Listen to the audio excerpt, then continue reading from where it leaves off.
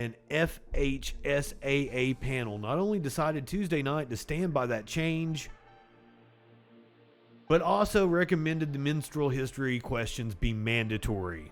Remember, it was originally optional. Mandatory.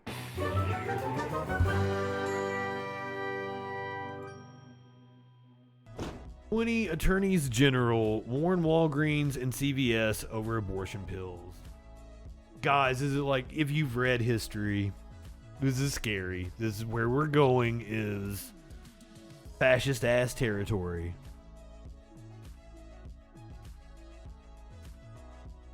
Attorneys general in 20 conservative led states. It always starts with reproductive access, with attacking the most marginalized groups you can. It always starts with that shit. The fascist playbook.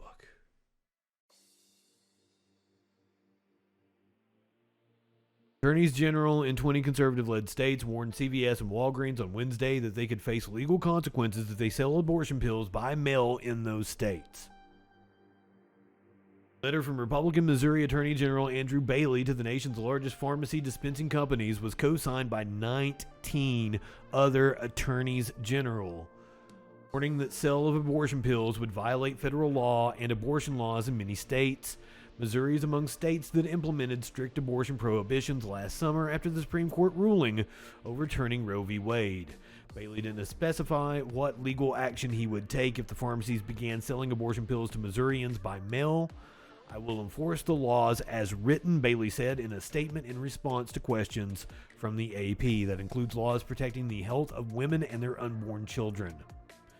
The FDA rule is in direct violation of federal law, and the unelected bureaucrats at the FDA have no authority to change Missouri law either. The people's elected representatives have spoken on the issue of abortion in our state, and we will fight to uphold that in court.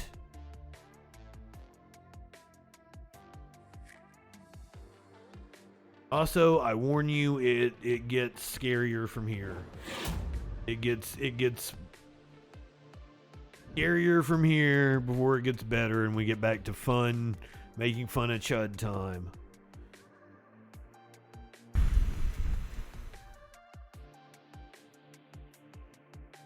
As if that story wasn't bad enough.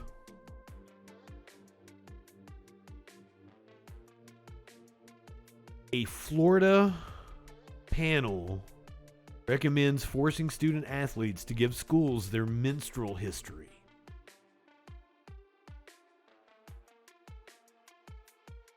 Do fucking what?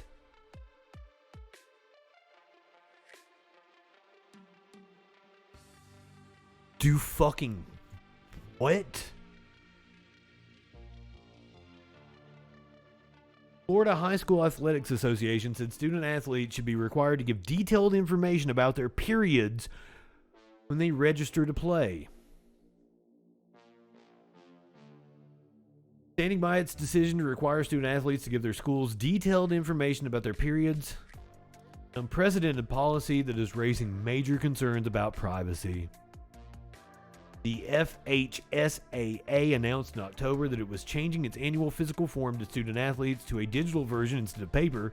The form includes optional but detailed questions about students' menstruation cycles, including when they got their first period, when they had their most recent one, and how many weeks passed between periods. That ain't none of your goddamn business. I'm just gonna go ahead and point that out.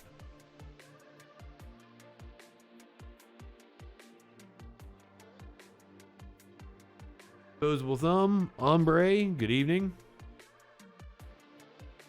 This is scary. This is wild. This is fucking shit.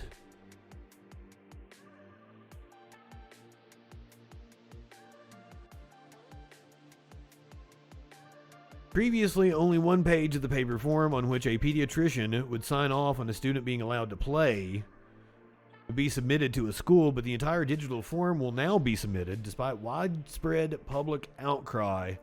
An FHSAA panel not only decided Tuesday night to stand by that change, but also recommended the menstrual history questions be mandatory. Remember, it was originally optional. Mandatory. Yeah, Tones, whatever happened to crying about HIPAA violations? Holy shit. They required vaccine data except for COVID. Yep. Well, the schools are going to require that, I would assume, right? So, like, the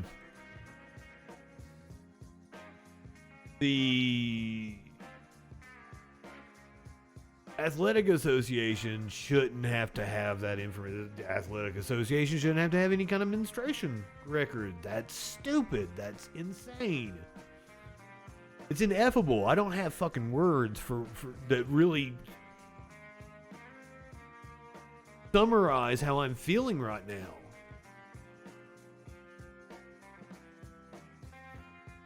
And perhaps that's a indictment of my lexicon.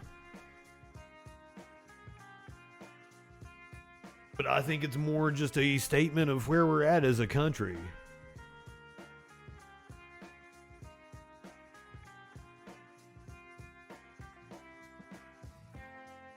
Are you ready to find out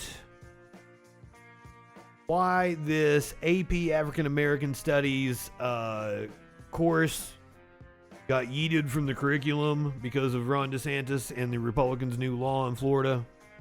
Tonight, the College Board, which handles advanced placement curriculum for high schools, released its new framework for its AP African American Studies course. Glad you're with us tonight. I'm Matt Austin. And I'm Lisa Bell. Those changes come on the heels of some Florida leaders, including the governor, voicing concerns over the pilot course. News 6's Lauren Cervantes has been looking into the syllabus and joins us now from the newsroom. Oh, it hasn't been yeeted yet. Well, Lisa, I combed through the newly revised syllabus, and it eliminates both authors and topics from the AP African Studies coursework.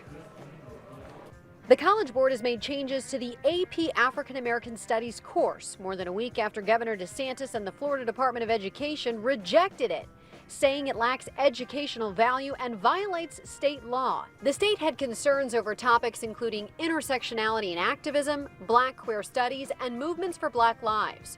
The newly revised syllabus eliminates authors like Kimberly Crenshaw, Roderick Ferguson, and Bell Hooks. The state specifically citing each of those authors in their concerns, for example, saying Kimberly Crenshaw, quote, is the co-editor of Critical Race Theory. Also, topics like movements for Black lives and Black queer studies are not found in the new coursework. Governor Ron DeSantis was asked. He's a co-editor for Critical Race Theory, this college-level theory course.